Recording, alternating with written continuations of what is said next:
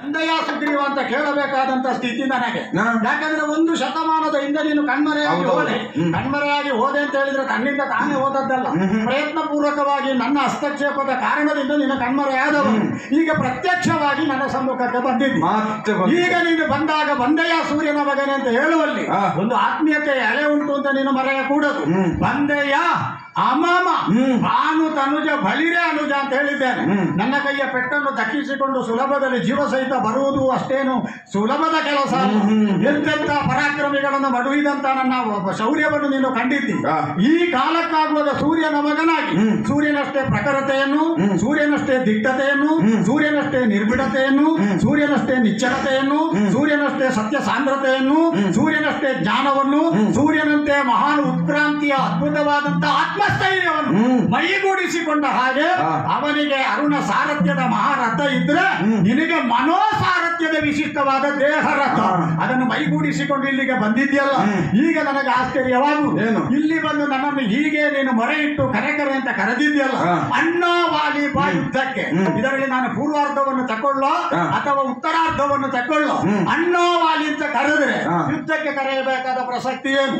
ಯುದ್ಧಕ್ಕೆ ಕರೆಯುವುದಾದ್ರೆ ಅಣ್ಣ ಅಂತ ಹೇಳಬೇಕಾದ ಅಗತ್ಯ ಏನು? ಹಾಗಾದ್ರೆ ನೀನು ಒಂದು ಕೈ ನೋಡಿ ಬಿಡುವ ಪರಾಕ್ರಮ ಕಂಠೀರವ ಎನಿಸಿಕೊಂಡಿರುವ ವರ್ತಮಾನದಲ್ಲಿ ಸುರನರ ಕಿನ್ನರ ಕಿಂಪುರುಷ ಉರಗ ಸಿದ್ಧ ಸಾಧ್ಯ ಗುಹ್ಯ ಗರುಡ ವಿದ್ಯಾಧರ ಕಚರ ವೈಮಾನಿಕ ಸಂದೋಹವನ್ನೇ ಉತ್ತರಿಸಬಲ್ಲ ವರ್ತಮಾನದ ಭೂಮಿಯನ್ನ ಬಲಾಢ್ಯ ಕೋಟೆಯನ್ನಾಗಿ ನಿರ್ಮಾಣ ಮಾಡಿರುವ ಈ ವಾಲಿಯನ್ನ ದಾಟಿ ಹೋಗುವಂತ ನಿನ್ನ ಪ್ರಯತ್ನ ಅಲ್ಲೋ. ದಾಟುವುದಕ್ಕೆ ನಾನು ಬೆನ್ನು ಕೊಟ್ಟ ಕಾಲ ಇರಲಿಲ್ಲ. ನನ್ನ ಎದೆಯ ಮೇಲೆ ಪುಟ್ಟ ಪಾದ ಇಟ್ಟುಕೊಂಡು ನೀನು ಪುಟ ಪುಟ್ಟನ್ನು ದಾಟಿ ಹೋಗಲಿಲ್ಲ. ನನ್ನ ಜಂಗೆಯನ್ನ ತೊಟ್ಟಿಲು ಮಾಡಿ ನಾನಾಡಿದ ವೀರ ಜೋಗುಳದ ಸೊಲ್ಲಿಗೆ ಹಾಯಾಗಿ ಗೊರಕ್ಕೆ ಹೊಡೆದು ನಿದ್ದೆ ಮಾಡಲಿಲ್ಲ. ನನ್ನನ್ನು ದಾಟುವಂತ ಒಂದು ಹುಚ್ಚ ವ್ಯಾಸ ನಿನಗೆ ಬಂದ್ರೆ ಇಲ್ಲಿಯವರೆಗೆ ಅಣ್ಣನ ಕುರಿತಾಗಿದ್ದ ಅಭಿಮಾನ ಲಯಗೊಂಡಿದೆ ಅಂತ ಅರ್ಥ. ಹಾಗಾದ್ರೆ ಬಾಯುದ್ದಕ್ಕೆ ಎನ್ನುವುದೇ ಸ್ಥಾಯಿ. ಯಾವ ನೆಲೆಯಿಂದ ನೀನು ನನ್ನನ್ನು ಕರೆದೆ? ಒಂದು ಕಾಲದಲ್ಲಿ ಮಾಯಾವಿಯಿಂದ ಬಂಧಿತನಾಗಿ ಸಮೃತನಾಗಿದ್ದೇನೆ ಅಂತ ತಿಳಿದ ನೀನು ಅವನನ್ನು ಪತ್ತೆ ಹಚ್ಚುವುದಕ್ಕೋ ಅಣ್ಣನನ್ನು ಕೊಂದ ಸೇಡನ್ನು ತೀರಿಸಿಕೊಳ್ಳುವುದಕ್ಕೋ ಒಂದು ಮುಕ್ಕುಳಿ ಅವನ ರಕ್ತವನ್ನು ಕುಡಿದು ಅಣ್ಣನನ್ನು ಕೊಂದ ಪಾಪಿಯೇ ಈಗ ಅದಕ್ಕೆ ಪ್ರತಿಕಾರ ಅವನ ಅನುಪಸ್ಥಿತಿಯಲ್ಲಿ ಅಂತ ಸೂಚಿಸುವುದಕ್ಕೆ ಸೈನ್ಯವನ್ನು ತಕೊಂಡು ಹೋಗ್ಲಿಕ್ಕೆ ಆಗದ ಹೆಂಬೇಡಿ ರಣಗೇಡಿ ಮನೆಯೊಳಗೆ ತರತರ ಗುಟ್ಟುತ್ತಾ ಇಬ್ಬರು ಹೆಂಡಿನ ಮುದ್ದಿನ ಗಂಡನಾಗಿ ಬಾಳಿದವನೇ ಈ ಕಾಲದಲ್ಲಿ ನೀನು ಬರಬೇಕು ಅಂತ ಆದ್ರೆ ಹೊಸತೊಂದು ಆಯಾಮದ ದರ್ಶನ ಆಗಬೇಡ. ಏನು ಧೈರ್ಯವ ನಿನ್ನಲ್ಲಿ ಇದ್ದಿದ್ರೆ ಆ ದಿವಸ ಎಲ್ಲಿ ಮಣ್ಣು ತಿಂದು ಹೋಗಿತ್ತು. ಏನು ಪರಾಕ್ರಮವ ನಿನ್ನಲ್ಲಿ ಅವರಾಗಿದ್ರೆ ವಾಲಿಗೆ ವಿಶಿಷ್ಟವಾದಂತ ಶಾಂತಿಯನ್ನು ಮಾಡಬೇಕಾದಂತ ಸ್ಥಿತಿ ನಿನ್ನಲ್ಲಿ ಕಣ್ಮರೆಯಾದದ್ದು ಹೇಗೆ?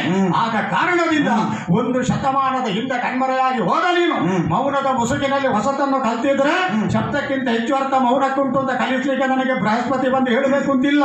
ಶುಕ್ರರ ನೀತಿ ಬೇಡ, ನಾನೊಬ್ಬನೇ ಸ್ವಯಂ ವೇದ್ಯ ಅಧ್ಯಯನ ಪ್ರಭುತ್ವದಿಂದ ಅರ್ಥ ಮಾಡಿಕೊಂಡೇನು. ಈಗ ನೀನು ಹೇಳಲೇಬೇಕು. ಭಾನು ತನುಜ ಬಳಿರೆ ಅನುಜ.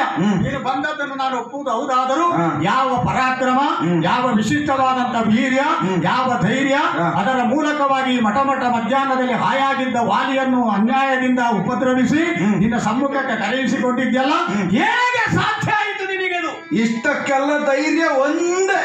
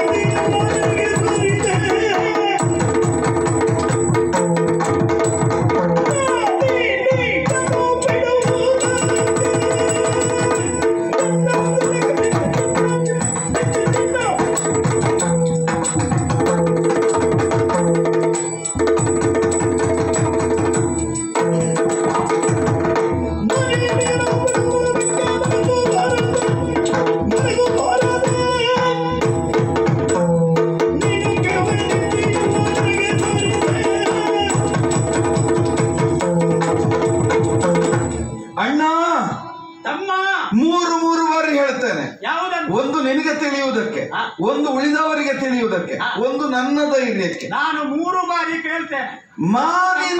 ಒಂದು ತಮ್ಮ ಹೇಳಿದ್ದರಿಂದ, ಒಂದು ಅವರು ಕೇಳಿದಾರಲ್ಲ ಅಂತ ನಾನು ಕೇಳು. ನಾನು ಕೇಳದ ಹೋದರೆ ಬಂದ ದಾರಿಗೆ ಸುಂಕ ಇಲ್ಲದ ಆಗುತ್ತದಲ್ಲ. ಅದಕ್ಕಾಗಿ ಕೇಳ್ತೇನೆ. 3 ಸಲ ಕೇಳ್ತೇನೆ. ಕೇಳಲೇಬೇಕು ನೀನು. ಹೇಳಲೇಬೇಕು 3 ಸಲ. ಮಾನಿನಿಯನ್ನು ಬಿಡುವುದಕ್ಕೆ ಮನಸ್ಸು ಬಾರದು. ಧೈರ್ಯ ಏನು ಅಂತ ಕೇಳಿದೆಯಲ್ಲ, ಧೈರ್ಯ ಒಂದೇ. ಯಾವುದಾದ್ರು ಮಾನಿನಿ. ಯಾರ ಮಾನಿನಿ?